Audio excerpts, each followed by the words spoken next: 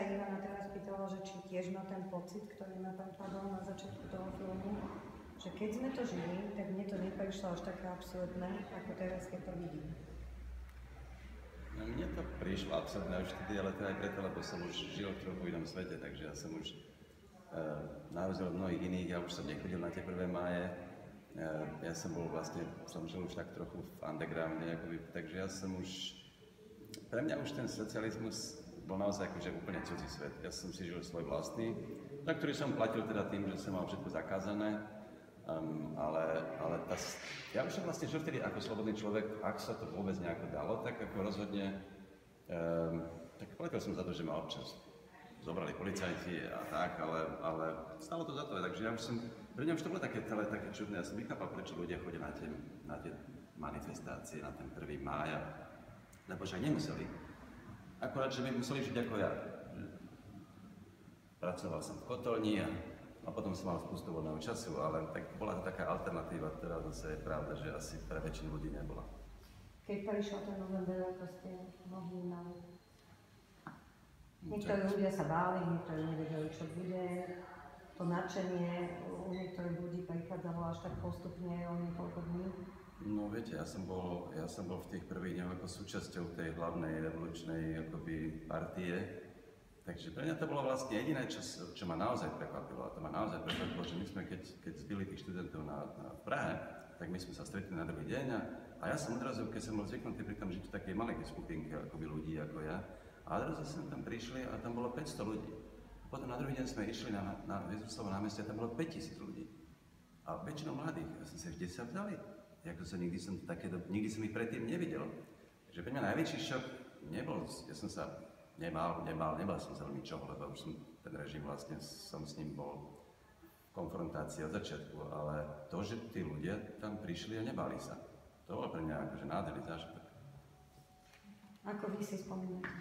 Tak ja som bol ešte vtedy maličký, dalo by sa povedať, čiže jasné, že tie spomienky sú úplne iného typu, ale rozmýšľam vlastne, aj jak sledujem film a aj podobnú tej našej radnej debaty, že do akej miery tej generácie, ktorá už naozaj vôbec si to, ale vôbec to nepamätá, sa môže v nejakom bode zdať, že aj tá naša realita je podobne absurdná, ako čo my tam dneska vnímame normálne, ako keby, lebo veľa z tých otázok, ktoré tam boli, alebo čo smerovali k tomu nejakému pocitu akože odsudzenia toho, čo vlastne dneska tu zažívame.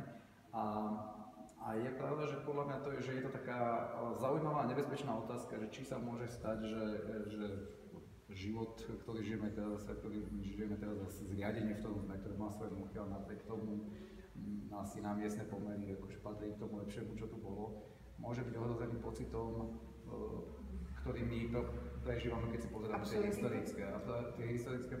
Pretože nemal som ten pocit, že z úvodu toho filmu, pretože samozrejme, že aj dneska sa nájdú ľudia, ktorí protestujú proti tomu režimu, protestujú proti nemu násilne, samozrejme, že ten obsah ich protestu je oveľa iný, ale tá forma je v niečom podobná a tiež sú potom podobné typy reakcie, ako tam vedieť lepšie bol ďalej a tak ďalej. Čiže pri pohľade na tie čisto formálne znaky toho, čo sa deje, sa niekomu môže zdať, že áno, aj dneska tu máme hrdinov, ktorí bojujú proti demokracia alebo zriadeniu, ktoré tu máme dnes a aj o nich sa raz ukáže, že teda vlastne mali pravdu.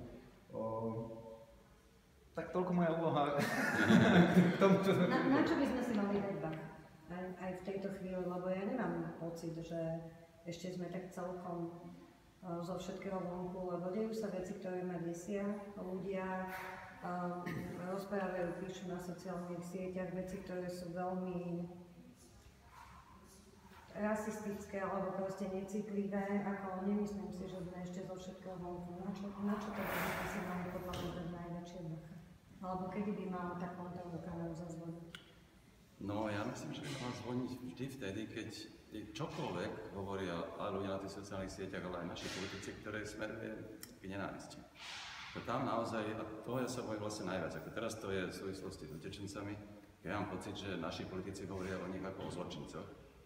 No a to mi pripomína minulosť, lebo vtedy boli tiež nepriatelia. To bol kapitalizmus a neviem, to boli sami nepriatelia, nás obklopovali a my sme sa museli brániť. Vyvoláte strach človeku, proste a potom si povie, áno, musíme dať našim politikom moc, aby nás chránili pred týmito teroristami, neviem kým.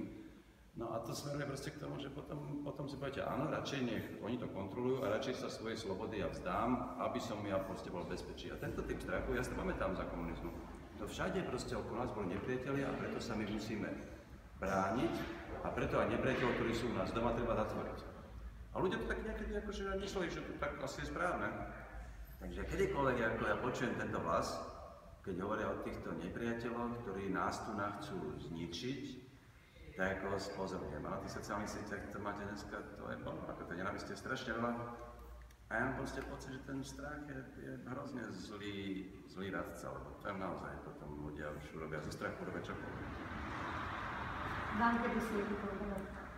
Svietil mi, priznám sa, možno, že som pod silným dojmom toho dokumentu, priznám sa, že naposledy mi veľmi svietila počas tých protestov Bodila. Ja myslím, že to bolo jeden bod, kedy naozaj nebolo jasné, že či kritická masa ľudí nechce ako keby zmenu systému, ktorý tu dneska máme. Čiže vlastne to nemôže byť jeden zlomový bod, kde sa ukazuje, že tá demokracia v tej podobe, ak sme boli schopní tu vybudovať aj s tými polofunkčnými inštitúciami a tak ďalej, vlastne narazila na nejaký kritický bod, že či vlastne väčšina ľudí nechce sa utiecť k niečomu inému, niečomu, čo bude prinášať možno nejaké jednoduché riešenie. Akože to hnutie vtedy utichlo a samozrejme, že bolo motivované z prevažnej časti ako keby znešenými cieľmi v tom zmysle, že žiadalo nejakú očistu verejného života. Ale bojím sa toho, že tá frustrácia bude ďalej narastať, ak ľudia nebudú mať pocit, že to, čo sa deje okolo, sa deje aj v ich prospech a že majú nejaký typ schopnosti ovplyvniť to ďalšie smerovanie tej krajiny, že to môže byť veľmi zle. Myslím si, že takýto typ vnútornej hrozby, nazvime to, je oveľa vážnejší na teraz ako utečenci, ktorí tu fakticky žiadni nie sú, a ako ďalšie problémy, ktoré sa vytvárajú z nejakej časti, povedzme, skôr umelo. Čiže myslím si, že ak sa skoro nepodarí sfunkčniť štát, akože zabezpečiť, aby spravodlivosť aspoň vo väčšine prípadov bola doručená, aby sa nepodarilo zabezpečiť to, že oligarchovia nebudú mať ako keby pod palcom inštitúcie, ktoré by mali slúžiť voličom a tak ďalej, tak to odsúdenie v konečnom dôsledku môže viesť k hľadaniu nejakých riešení, ktoré budú úplne mimo všetkého a v konečnom dôsledku budú horšie. Ďakujem.